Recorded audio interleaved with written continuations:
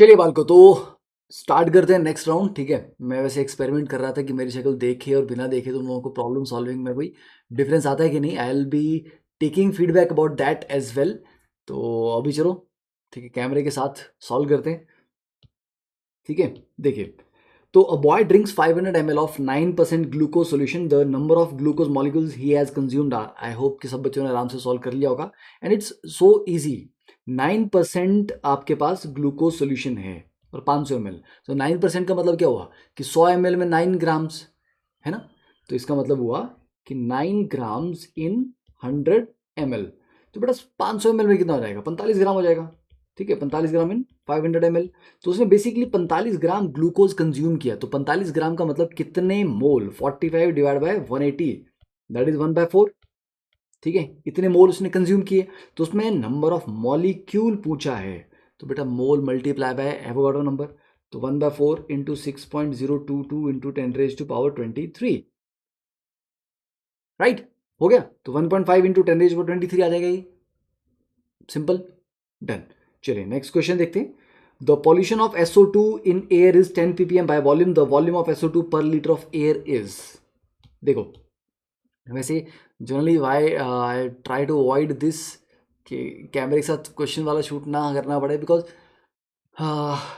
उस time I think eye contact की उतनी ज़्यादा इंपॉर्टेंस होती नहीं है, क्योंकि मैं कुछ एक्सप्लेन नहीं कर रहा हूँ, डायरेक्टली क्वेश्चन सॉल्व कर रहे हैं and there so much of light, है ना। तो वो ऑन करनी पड़ती है when the camera is air.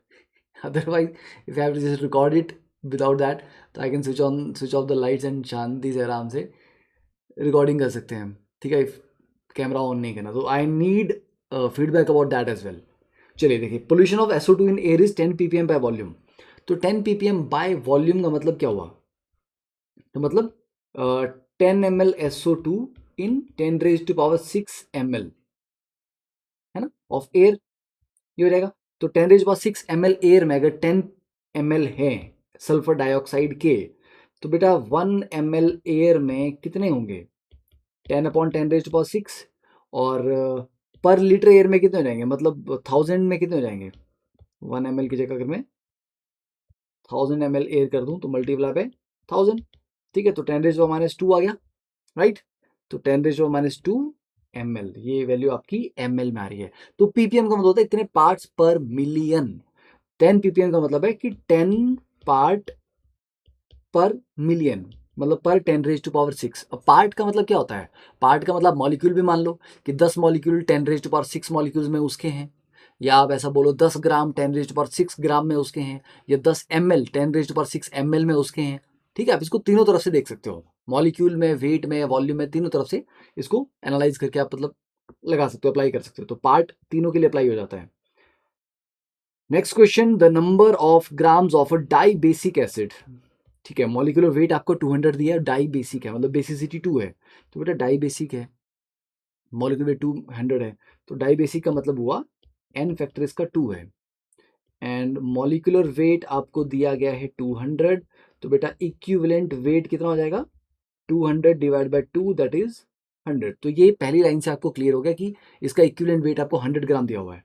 अब हमें क्या बना है, नंबर ऑफ ग्राम्स 100 ml में, कि बेटा 100 ml में कितने ग्राम डालूं मैं ताकि मुझे डेसी नॉर्मल सॉल्यूशन मिले। डेसी नॉर्मल का मतलब है 0.1 उसकी नॉर्मेलिटी है। तो यार 0.1 नॉर्मल का मतलब होता क्या है, इसका मतलब होता है 0.1 इक्विवेलेंट इन 1 लीटर। एग्जैक्टली। तो बेटा अगर इक्विवेलेंट वेट आपका 100 है तो उसका 0.1 कितना हो गया, मतलब 1 इक्विवेलेंट, अगर 1 इक्विवेलेंट आपके पास 100 ग्राम होता है तो 0.1 इक्विवेलेंट का मतलब हो गया 10 ग्राम। तो 10 ग्राम को मैं 1 लीटर में डालूंगा तब जैसे चलेगा ये, मतलब 10 ग्राम को मैं 1000 ml में डालूंगा तो 100 ml में कितने हुए, उसके भी 1/10, है ना। अगर 1000 ml में 10 ग्राम है तो 100 ml में कितना, 1 ग्राम। तो मतलब 1 gram is present in 100 ml।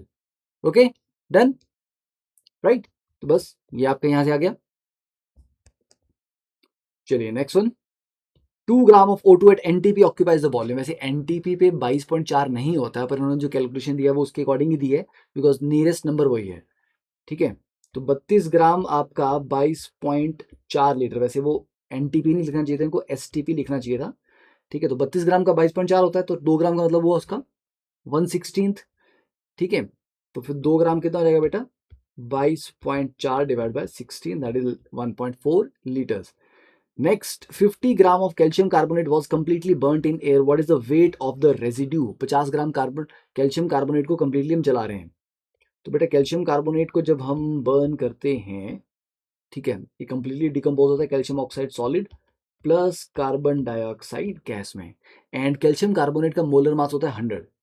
तो मतलब इसका जब 100 ग्राम जलेगा तो कैल्शियम ऑक्साइड कितना हुआ, 40 50 56 ग्राम कैल्शियम ऑक्साइड मिलेगा आपको, और 44 ग्राम आपको कार्बन डाइऑक्साइड मिलेगी। ठीक है, अगर हम 50 ग्राम इसका जलाएंगे तो कैल्शियम ऑक्साइड कितना मिल जाएगा, 28 ग्राम्स, है ना, और ये 22 ग्राम। तो रेजिड्यू, अब जो कार्बन डाइऑक्साइड वो तो निकल गई, उड़ गई, तो रेजिड्यू बचा आपका सिर्फ calcium oxide, that is 28 grams. Simple. Next one, 1 mole of a substance present in 1 kilogram of solvent. 1 mole substance अगर 1 किलोग्राम सॉल्वेंट में, the correct statement regarding our solution is, ये क्या आपको स्ट्रेंथ बाय वेट है, नहीं, molar concentration नहीं, molal है, yes, this is molality. ठीक है, 1 मोलल हो गया यहाँ पे, क्योंकि 1 मोल आपका 1 किलोग्राम ऑफ सॉल्वेंट में है। Next, how many moles of acidified FeSO4 can be completely oxidized by 1 mole of KMnO4? देखिए, अब यहां पर जो मामला है FeSO4 में सिर्फ Fe2 पॉजिटिव है जो आपका रिएक्ट करने वाला है, क्योंकि सल्फेट SO4 जो है वो ऑलरेडी सल्फर उसमें अपना +6 ऑक्सीडेशन स्टेट में है। FeSO4 की अगर बात करें, क्योंकि KMnO4 एक अच्छा ऑक्सीडाइजिंग एजेंट होता है, बेटा FeSO4 में सल्फर ऑलरेडी +6 ऑक्सीडेशन स्टेट में है, उससे हायर जाएगा नहीं, तो मतलब सल्फर को तो ऑक्सीडाइज कर नहीं सकते अपन, तो आयरन को करेंगे, जो ऑलरेडी +2 में वो +3 में जाएगा, तो Fe2 positive plus MnO4 negative gives you Fe3 positive plus Mn2 positive, क्योंकि एसिडिफाइड मीडियम में आपका मैंगनीज जो है वो +7 से +2 में जाता है। तो बच्चे यहाँ पर ये +7 से +2 में जा रहा है, तो इसका जो एन फैक्टर है KMnO4 का वो 5 है, और आयरन आपका +2 से +3 में जा रहा है, एक इलेक्ट्रॉन का चेंज हो रहा है, तो उसके लिए जो एन फैक्टर आ जाएगा आपका वो आ जाएगा 1। तो हाउ मेनी मोल में, एक तरीका तो ये कि मैं इस इक्वेशन को प्रॉपर बैलेंस करूं, दूसरा मैं ये बोल सकता हूं कि equivalents of Fe2 positive is equal to equivalents of KMnO4, और इक्विवेलेंट क्या होता है, कैसे निकालेंगे number of equivalents, number of mole into n factor. ठीक है, तो नंबर ऑफ मोल, तो मैं लिखूंगा मोल्स ऑफ, बहुत छोटा लिखा हूं तो लोगों को दिखाई नहीं दे रहा होगा, तो मोल्स ऑफ FeSO4 इंटू उसका एन फैक्टर कितना है 1, into 1 is equal to mole of KMnO4 और उसका एन फैक्टर कितना है 5। तो ये है, तो बेटा यहां से सीधा आपका आंसर आ गया कि मोल ऑफ FeSO4 कितने हैं, 5 times the mole of KMnO4, 5 times. ठीक है, तो आंसर में आ जाएगा आपका 5 गुना। ठीक है, तो दोनों तरीकों से मैंने आपको बोला, आप इसको बैलेंस भी कर सकते थे प्रॉपर, आप इसको रिडॉक्स में आपने जो बैलेंसिंग पढ़ी उसके अकॉर्डिंग कर लो, तो वहां से आपको आ जाएगा। ठीक है, डन। चलिए next one, if we consider that 1/6 in place of 1/12 mass of carbon atom is taken to be the relative atomic mass unit. तो ठीक है, AMU का जो डेफिनेशन है वो बदल गया।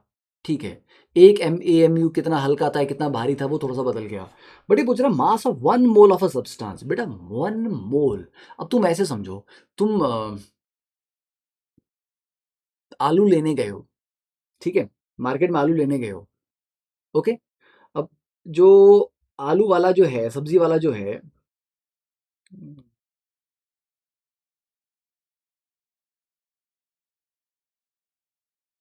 ठीक है, सब्जी वाला क्या कर रहा है, सब्जी वाला राइट साइड में ऑब्वियसली कुछ वेट रखेगा, आपको 5 किलो आलू चाहिए तो 5 किलो का वेट रख रहा है। ठीक है, अब यार वो जो वेट है, ठीक है, अब आपको जो आलू चाहिए वो तो एक फिक्स अमाउंट चाहिए ना, इतने नंबर है, आई थिंक इससे भी आपको थोड़ा सा कंफ्यूजन हो सकता है, छोड़ो आलू को छोड़ो, आप ऐसे समझो, 1 मोल का मतलब कितना होता है, 1 मोल का मतलब होता है कि 12 ग्राम ऑफ C12 में जितने पार्टिकल्स हैं, जितने एटम्स हैं, उसको 1 मोल बोला जाता है, और वो निकलते हैं 6.022 इंटू 10⁻23, इतने निकलते हैं। तो इतने एटम्स का वेट को कहा जाता है मोलर वेट, समझे? Okay yes.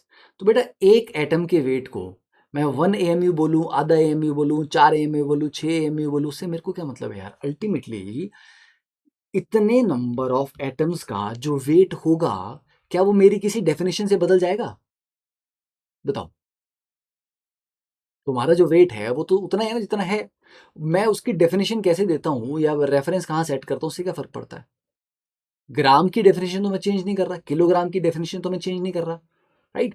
तो इतने नंबर ऑफ पार्टिकल्स होते हैं एक मोल में।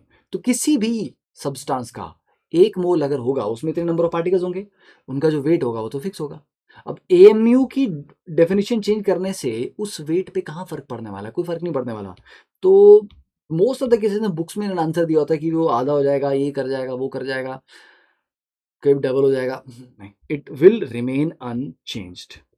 मोलर मास में AMU में फर्क पड़ा है ना यार, AMU में फर्क पड़ा है, मोलर मास में क्यों होगा? क्योंकि मोलर मास तो इतने पार्टिकल्स का मास है, तो इतने पार्टिकल का मास तो वही रहेगा। मेरी डेफिनेशन चेंज करने से थोड़ा ना कोई चीज हल्की या भारी हो जाएगी, ठीक है, right? Unless until I change the definition of कि ग्राम होता है कितना है, that I am not doing. AMU को डेफिनेशन चेंज करने से ग्राम की डेफिनेशन या रेफरेंस पॉइंट चेंज नहीं होता। Then next question, mixture X जो है आपका, उसमें 0.02 मोल ये वाला कंपाउंड भी है। चलो इन दोनों को ड्रॉ कर लेते हैं। CONH3 5 SO4 Br, ये वाला भी हमारे पास 0.02 मोल 2 लीटर में। तो बेटा 2 लीटर में 0.02 मोल है, तो 1 लीटर में कितना हो जाएगा? 0.01 मोल, मतलब 0.01 मोल, है ना? पर लीटर की बात हो रही है अगर, तो यहाँ पर क्वेश्चन पर लीटर पूछा हुआ है। तो इसको अगर हम AgNO3 से ट्रीट करेंगे तो ये AgBr बना देगा, ठीक है? तो बेटा इसका अगर 1 मोल होगा या इसका 0.01 मोल होंगे, तो वो आयनाइज होके ये जब टूटेगा पानी में जाके, तो ये CONH3 5 SO4, ठीक है, and 1 positive plus Br negative, तो ये भी 0.01 मोल बनेगा, ये भी 0.01 मोल बनेगा। तो AgNO3 क्योंकि एक्सेस में है, तो जो AgBr बनेगा वो भी आपका 0.01 मोल ही बनेगा। अब इतना ही अमाउंट, सेम अमाउंट अगर मैं इसका लूँ, SO4 को बाहर रखा है मैंने, ठीक है, तो बेटा वो जो SO4 है वो बेरियम 2 पॉजिटिव से कंबाइन करके BaSO4 बनाएगा। जब मैं बेरियम क्लोराइड डालूंगा ना, तो बेरियम 2 पॉजिटिव आयन जो है, ठीक है, जस्ट अ सेकेंड,